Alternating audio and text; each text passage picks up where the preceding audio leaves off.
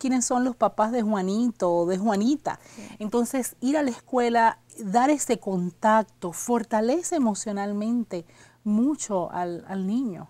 Qué bueno. Y además de esto del tiempo, ¿qué otras técnicas pueden los padres seguir para poder tener una mejor relación con sus adolescentes, con sus hijos adolescentes? Mira, hay que aprender cosas nuevas. Nosotros, los hispanos, cuando estábamos en nuestros países, teníamos a nuestro alrededor los vecinos que si llevaban mucho tiempo ahí, ya eran parte de la familia. Teníamos los padres, los abuelos, los bisabuelos, los tíos. Los adultos estábamos rodeados de todos estos adultos que nos servían a nosotros de apoyo. Y si nosotros teníamos alguna duda en cuanto a la relación con nuestros hijos o a cómo manejar algún asunto de disciplina, teníamos todo este equipo de consultoría. Una vez llegamos a Estados Unidos, perdemos todas esas conexiones. Entonces, mi consejo para los padres es que una vez llegamos aquí, tenemos que aprender técnicas que puedan ser efectivas para el niño, que cumplan la ley, porque ya sabes que en Estados Unidos se le prohíbe a los padres pegarle a los hijos, pero que sean técnicas que le ayuden al padre a funcionar ahora que ya no tiene. ¿Qué técnicas, por ejemplo, dame un ejemplo? ¿Qué técnicas entonces pueden los padres utilizar? Bueno, te voy a hablar de las técnicas, por ejemplo, que yo enseño en mi currículo de cómo criar bien a los hijos. Número 1 es aprender la diferencia de lo que es el carácter y la personalidad. Tú no puedes cambiar el carácter de un niño. Y si tú te gusta gritar y él es enojón, tu hijo va a ser enojón. Eso puede ser que ya sea su carácter. Entonces, es enseñar a los padres lo que es el carácter versus la personalidad. Es enseñar a los padres qué esperar a cada etapa del desarrollo. La otra es cómo ayudarle a los niños a fortalecer su autoestima. Bien importante. Bien importante, porque a veces tenemos en nuestra mente este niño y estamos constantemente diciéndole, tú no eres suficientemente bueno o te pareces a tu abuela o lo que sea. Y comenzamos desde muy pequeño a magullar su autoestima. Igualito el papá, igualito. Igualito el papá, igualito a mi suegra, que es lo peor que le podemos decir, ¿no? Pero a veces se nos sale la humanidad y decimos esas atrocidades. Así es. Lo otro es, por ejemplo, a mí me gusta mucho cuando comenzamos la primera o segunda clase con mis padres decirle, yo comienzo diciéndoles, las grandes empresas desarrollan un enunciado que les dice cuál es la visión de la empresa. En inglés un vision statement. Es la declaración de la visión en las empresas. Entonces tú vas a una empresa y dice, nuestra visión es promover la salud y ofrecer el mejor de los servicios, un ejemplo. Y cada vez que hay un problema, todo el mundo se enfoca en, ¿por qué estamos aquí? Yo les digo a los padres, ¿cuál es tu visión para tu hijo? No es lo que tú quieres que él llegue a ser, porque todo el mundo dice, yo quiero que sea médico, arquitecto, o reverendo, lo que sea. No, es en cuanto al carácter. Es en cuanto al funcionamiento del individuo. Entonces la gente ya comienza a pensar diferente. Entonces tenemos que decir cosas como, yo quiero que mi hijo sea respetuoso. Yo quiero que mi hijo aprenda a dar amor y recibir amor. Yo quiero que mi hijo sea dadivoso. Yo quiero que mi hijo tenga integridad. Que aunque esté en necesidad, sea íntegro y haga lo correcto en situaciones difíciles. Yo quiero que mi hijo sea psicológicamente sano y fuerte, etc.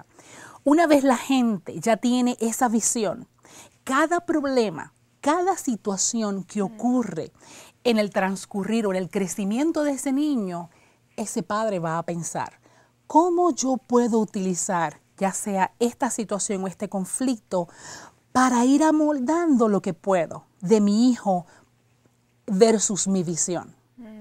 Entonces, esa es una de las técnicas que nos ayuda mucho y es algo tan simple.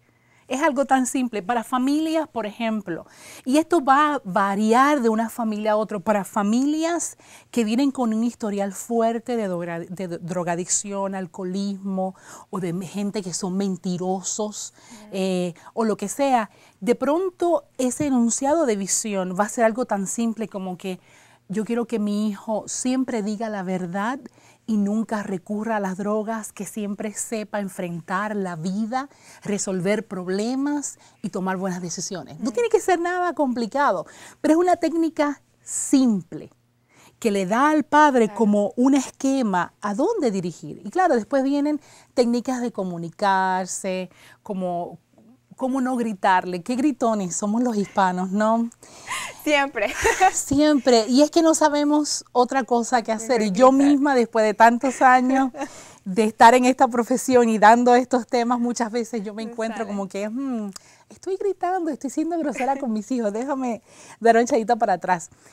Gritamos porque no hemos sabido cómo expresar nuestros sentimientos y nuestras preocupaciones a tiempo. Así es. Estás tocando un tema también importante que quería llegar y que quería preguntarte también acerca de la comunicación entonces.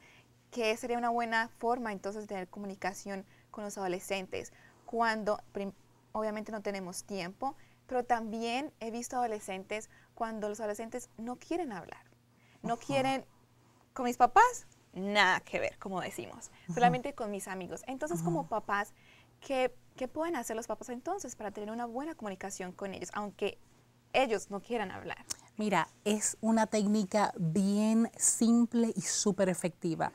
Tenemos que interesarnos en las cosas que nuestros hijos están interesados.